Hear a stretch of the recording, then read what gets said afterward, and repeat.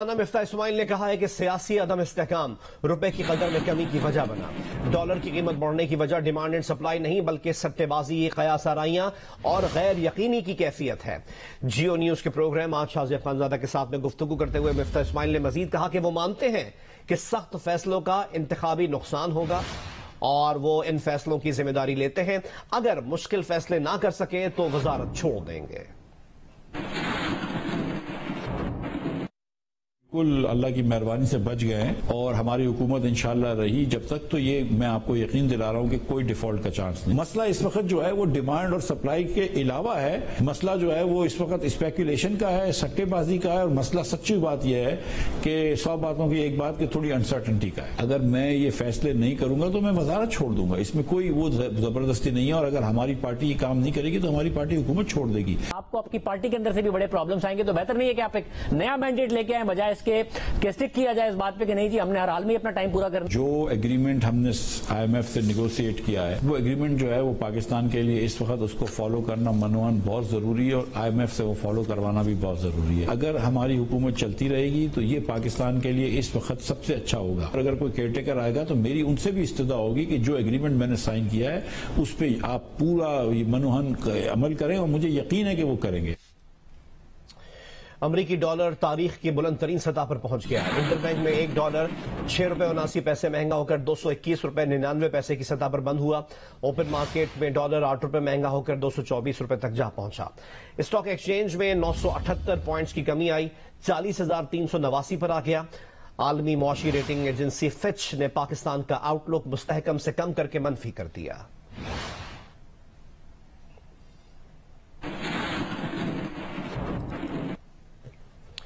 हुकूमती इत्तेहाद ने अपनी आईनी मुद्दत पूरी करने का दो टोक ऐलान करते हुए इलेक्शन कमीशन से मुतालबा किया है कि फौरन फंडिंग केस का फैसला फौरी सुनाया जाए।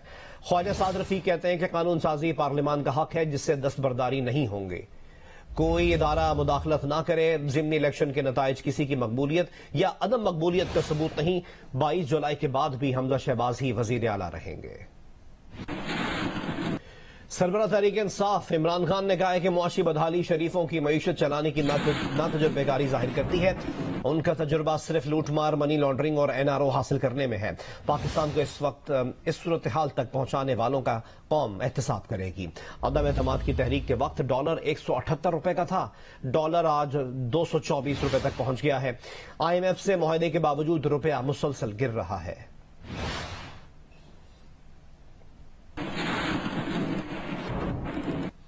साबिक सेक्रेटरी इलेक्शन कमीशन कुंवर दिलशाद ने जियो न्यूज के प्रोग्राम कैपिटल टॉक में इंकशाफ किया है कि Imran Khan chief election commissioner से अकेले में मुलाकात करना चाहते थे। इस मकसद के लिए उन्होंने अपने काबिल एतमाद साथी को पैगाम देकर चीफ इलेक्शन कमिश्नर के पास भेजा था, मगर चीफ इलेक्शन कमिश्नर ने अकेले में मुलाकात से माजरत कर ली।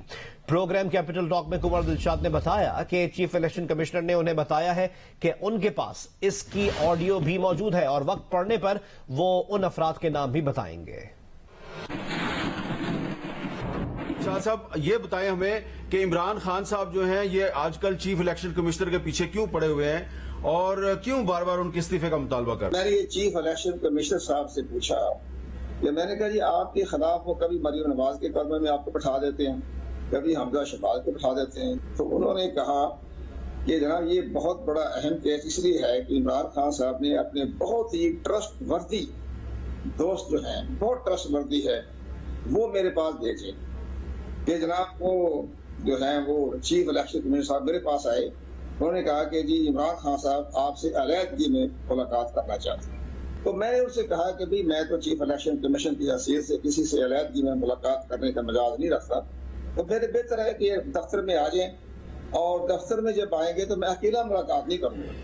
तो वो बाकायदा जो हमारे मेंबर हैं इलेक्शन कमीशन के, उनकी मौजूदगी में भी मुलाकात होगी और बाकायदा वो आईडियो होगी, रिकॉर्ड होगी।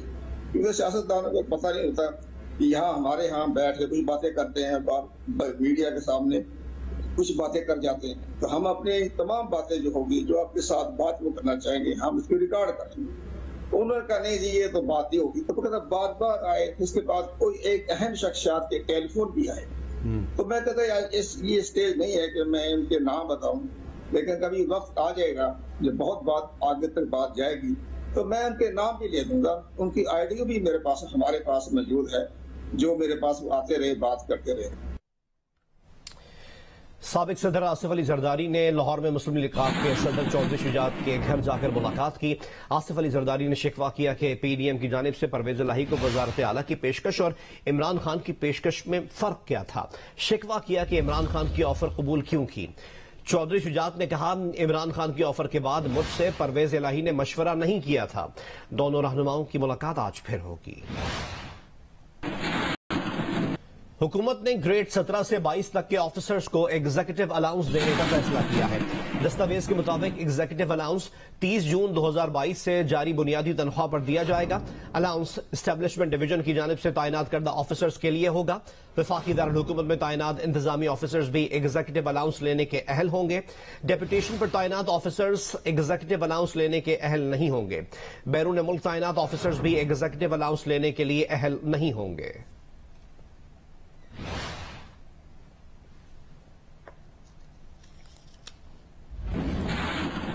वेदर अपडेट आपसे शेयर करें। मरी, इस्लामाबाद, रावलपिंडी और आजाद कश्मीर में बारिश हुई है। कराची से मुतालिक अपडेट यह है कि कराची के मुख्तलिफ इलाकों में गुज़िश्ता रात बूंदाबांदी हुई है। महकमे मौसमियात ने आज से मुल्क में बारिशों का एक नया सिलसिला शुरू होने की पेशगोई कर दी है। आज से 26 जुलाई कश्मीर, गिलगित बल्तिस्तान, बलोचिस्तान, इस्लामाबाद और पंजाब के कई शहरों के अलावा बन्नू, लकी मरवत, डीआई खान, उकाड़ा, बहावल नगर, रहीम यार खान और मुल्तान में बारिश हो सकती है। 24 से 26 जुलाई के दौरान सिंध के तमाम अजला में बारिश की पेशगोई की गई है। कराची, ठट्टा और बदीन में बारिश से नशेबी इलाके ज़ेरे आब आ सकते हैं।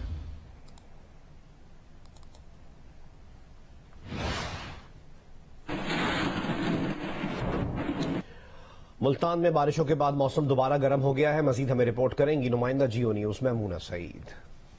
जी, मुल्तान आजकल एक बार फिर से शदीद गर्मी की लपेट में है और तमाम दिन गर्म लू चलने का सिलसिला भी जारी रहता है। इसके साथ ही साथ हब्स की कैफियत भी जो है उसमें भी कमी वाक़ई नहीं हो रही है। मुल्तान में आज सुबह के वक्त कम से कम दर्जा हरारत 31 डिग्री सेंटीग्रेड रिकॉर्ड किया गया और दिन में ज्यादा से ज्यादा दर्जा हरारत 39 डिग्री सेंटीग्रेड रहने का इम्कान है। लेकिन जो दर्जा हरारत की शिद्दत दिन में महसूस की जा सकेगी वो तकरीबन 47 से 48 डिग्री सेंटीग्रेड होगी।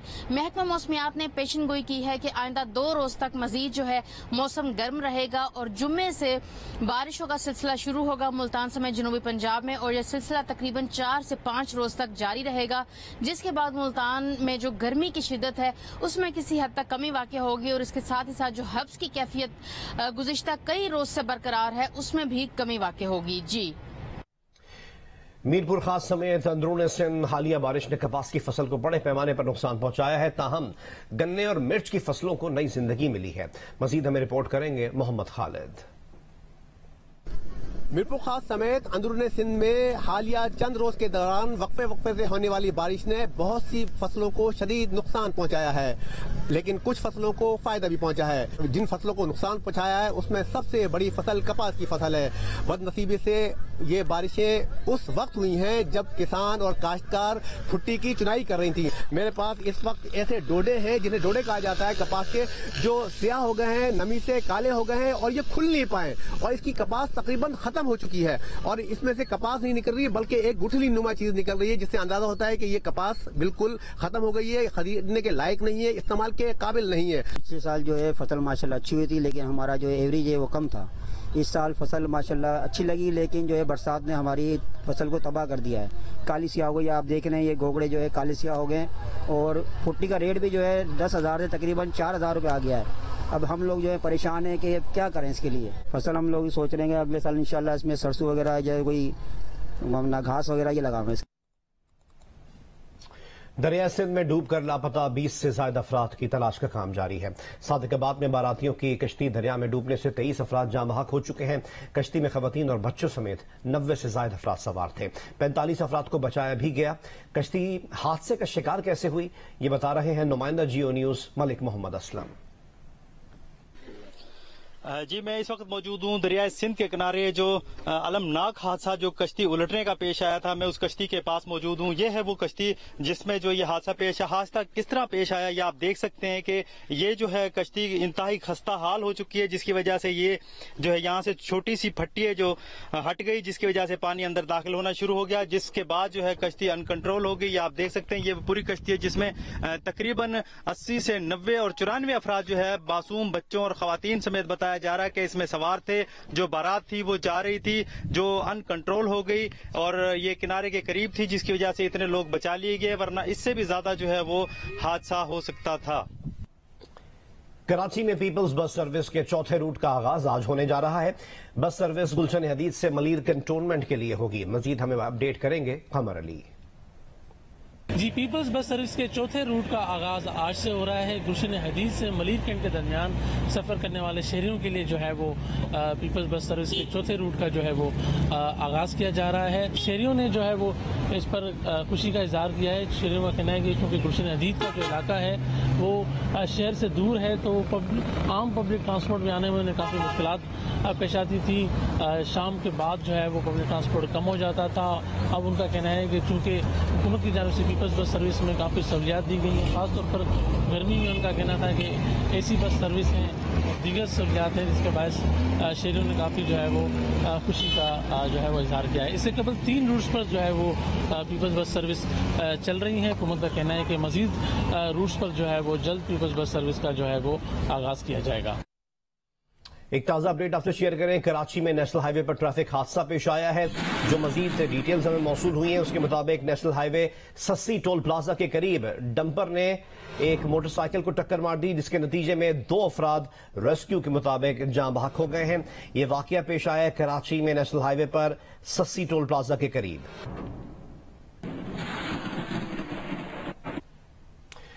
पंजाब के ज़िमनी इलेक्शन में PTI की कामयाबी के बाद सियासी माहिरीन नून लीग की शिकस्त की वजूहात जानने की कोशिशों में नजर आते हैं। ऐसे में 2018 के आम इंतखाबात और हालिया ज़िमनी इलेक्शन के नताइज में क्या वाज़ेह फर्क रहा, ये देखते हैं इस रिपोर्ट में। PP 7 रावलपिंडी में 2018 के इंतखाबात के दौरान आजाद उम्मीदवार ने कामयाबी हासिल की थी। यहाँ नून लीग दूसरे और PTI तीसरी पोजीशन पर थी। जबकि 2022 की बात करें तो नून लीग ने पहली पोजीशन हासिल की, जबकि PTI 68,857 वोट ले सकी। खुशाब 2 में 2018 की जीत का सहरा आजाद उम्मीदवार के सर सजा था। बात करें 2022 की तो PTI ने 50,749 वोट लेकर यहाँ से कामयाबी समेटी, जबकि नून लीग ने 35,395 वोट लिए। PP 90 भक्कट 2 में 2018 की कामयाबी आजाद उम्मीदवार के हिस्से में आई थी, जबकि नून लीग ने 45,026 और PTI ने 13,085 वोट समेटे थे। जबकि हालिया इंतखाबात के दौरान PTI ने 77,865 वोट समेटे और कामयाबी हासिल कर ली। 2018 में PP 97 फैसलाबाद 1 से आजाद उम्मीदवार कामयाब हुआ। दूसरे नंबर पर आने वाले PTI के उम्मीदवार ने 37,900 से ज्यादा वोट लिए थे, जबकि हालिया ज़िमनी इलेक्शन में PTI के फातेह उम्मीदवार ने 67,022 वोट लिए। PP 125 झंग 2 में 2018 के आम इंतखाबात के दौरान आजाद उम्मीदवार ने मैदान मारा और कामयाबी हासिल की। इसी इलेक्शन में PTI ने 38,000 से ज्यादा वोट लिए थे। हालिया इलेक्शन में PTI ने 82,000 से ज्यादा वोट हासिल किए। PP 127 झंग 4 में 2018 के दौरान आजाद उम्मीदवार कामयाब रहे। इस इलेक्शन में PTI को 26,765 वोट मिले, जबकि 2022 इसमें PTI ने 71,000 से ज्यादा वोट समेटकर कामयाबी हासिल की। PP 140 शेखुपुरा 6 में 2018 के दौरान PTI 32,965 वोट लेकर कामयाब हुई थी। 2022 के दौरान PTI को 50,166 वोट मिले और वो कामयाब रही, जबकि नून लीग दूसरे नंबर पर आई। PP 158 लाहौर 15 में PTI 52,000 से ज्यादा वोट लेकर कामयाब हुई थी। नून लीग ने 45,000, जबकि 2022 के दौरान PTI को 37,463 वोट मिले और वो कामयाब करार पाई। 2018 में PP 167 लाहौर की नशिस्त PTI के हिस्से में आई, जबकि नून लीग दूसरे नंबर पर रही। 2022 में भी यहाँ से PTI ही को फतह मिली। PP 168 लाहौर में 2018 का इलेक्शन PTI ने 17,571 वोट लेकर जीता था। नून लीग दूसरे नंबर पर रही, जबकि 2022 में ये नशिस्त नून लीग के हिस्से में रही और PTI को 2018 के मुकाबले में 1804 वोट कम पड़े। PP 170 लाहौर से पहले PTI कामयाब रही और इस बार भी जीत PTI के हिस्से में ही रही। PP 202 साहिवाल 7 में 2018 और 2022 के इंतखाबी नताइज एक जैसे रहे और PTI को दोनों बार कामयाबी मिली। PP 217 मुल्तान में 2018 के इंतखाबात में आजाद उम्मीदवार ने मैदान मारा था, लेकिन इस बार PTI 47,349 वोट लेकर कामयाब हुई। PP 224 लोधरा में PTI 60,870 वोट लेकर कामयाब हुई थी। यहाँ से नून लीग 48,000 से ज्यादा वोट लेकर दूसरे नंबर पर रही थी। इस बार भी जीत PTI के हिस्से में ही आई। PP 228 लोधरा 5 में 2018 में इंतखाबी मैदान PTI ने अपने नाम किया था, जबकि जीत इस बार आजाद उम्मीदवार के हिस्से में आई। PP 237 बहावल नगर 1 में 2018 का इलेक्शन आजाद उम्मीदवार ने जीता था, जबकि इस बार ये नशिस्त नून लीग के हिस्से में आई। यहाँ PTI दूसरे नंबर पर रही। PP 272 मुजफ्फरगढ़ 5 में 2018 के दौरान PTI फातेह करार पाई थी और इस बार भी PTI ही कामयाब रही,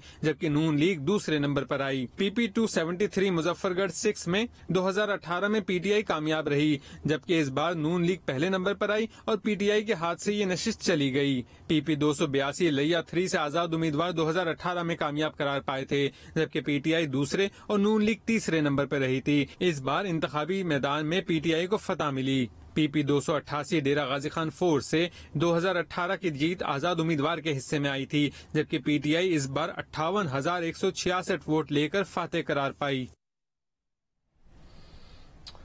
क़याम पाकिस्तान से कबल भारत चली जाने वाली 90 साल भारतीय खातून वर्मा अपनी जन्मभूमि देखने रावलपिंडी पहुंच गईं। उनका कहना है कि उन्हें पाकिस्तानियों ने बहुत मोहब्बत दी। वजीर मुमलिकत बराए खारजा उमूर हिना रब्बानी खर ने इंटरव्यू देखकर वीजा दिया। मरी और इस्लामाबाद जाने की भी इजाजत दी जाए। वो रावलपिंडी में जियो न्यूज के नुमाइंदे एजाज सैयद से गुफ्तगू कर रही थी। एक वीडियो मेरा था जो काफी सब लोगों ने देखा हुआ था, ग्रुप वालों ने भी बड़ा सपोर्ट किया था। तो वो वीडियो जो है समहाउ हिना रब्बानी खार जी के पास पहुंच गया और उन्होंने इमीडिएट एक्शन लेके तो मुझे वीजा दे दिया। लोग मुझे बहुत प्यार से मिले और मैं भी उनसे उतने ही प्यार से मिली। मुझे ऐसा लग रहा है मैं अपने ही घर आई हूँ। आई वुड लाइक के मेरे कहीं और जाना चाहूँ तो आराम से जाने दें। कहाँ जाना चाहती हैं? एक तो मरी जाना चाहती हूँ और एक इस्लामाबाद। अमेरिका में पाकिस्तानी डॉक्टर्स की तंजीम अपना के सालाना कन्वेंशन से सदर आरिफ अलवी ने खिताब PTI के सरबराह इमरान खान के कहने पर किया। इस खिताब में सदर आरिफ अलवी ने पाक अमेरिका ताल्लुकात में बेहतरी के लिए लॉबिंग पर जोर दिया था। ताहम जियो न्यूज के नुमाइंदे अजीम अहमिया की जानिब से ये पूछने पर कि आया सदर अलवी ने लॉबिंग की बात जाती हैसियत में की या सदर की हैसियत में, इसका जवाब नहीं दिया था और हाल में हुल्लड़बाजी शुरू हो गई थी। इस सोशल फोरम के चेयरमैन डॉक्टर अब्दुल जब्बार और शरीक चेयरमैन डॉक्टर राव कामरान ने जियो न्यूज से बात करते हुए बाज शुरका की जानिब से की गई हुल्लड़बाजी पर माजरत करती है। इमरान खान साहब ने आना था, इमरान खान साहब जलसों में मसरूफ हो गए। चलें, शुक्र है उनका, उनकी जगह प्रेसिडेंट साहब आए। इसी तरह हमने मियां शहबाज, उनका रिप्लेसमेंट था यानी प्रेसिडेंट अलवी जो है। हाँ, तो इमरान खान साहब, इमरान खान, ये रिप्लेसमेंट आपको किसने दिया? ये इमरान खान साहब ने ही दिया है, क्योंकि पहले इमरान खान साहब ने खुद आना था। अच्छा, उसके बाद जो है शहबाज शरीफ साहब को बुलाया, वो नहीं आए। एहसन इकबाल साहब की हिम्मत है, वो आए।